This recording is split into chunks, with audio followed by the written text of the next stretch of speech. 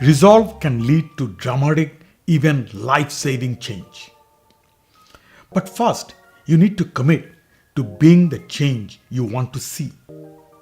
Here is a story I'd like to share. A neurosurgeon was concerned about the amount of time a patient spent wending his or her way through the medical maze before being diagnosed.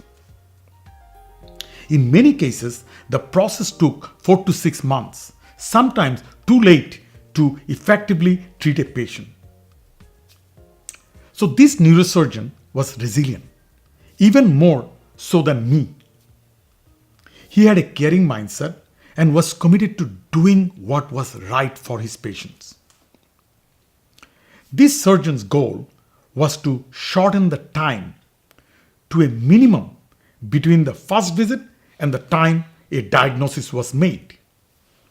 He did this by examining the entire diagnostic process and realized that the patient was required to see a doctor, take a medication, see a doctor, take a stronger medication, go to a specialist, go back to the doctor, and finally see a neurosurgeon, often months after seeing his primary care doctor for the first time. When you are talking about a tumor, this length of time can be death sentence. Here is what happened after he compiled the results of his study. His team developed a list of early symptoms that led to the initial office visit. They compared these symptoms with the patients who were diagnosed as having a tumor. They then developed a checklist of symptoms to determine whether an immediate referral to a neurosurgeon was the best plan of attack. They also arranged to be sure neurosurgeons left a bank of appointments open for these patients so they would not have to wait for weeks or months to be seen. The result was a diagnosis happening with a couple of weeks instead of months.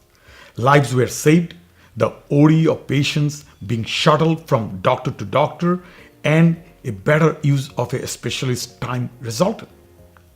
This neurosurgeon's story has always inspired me as to the power of a caring mindset. There is nothing more important than caring for others.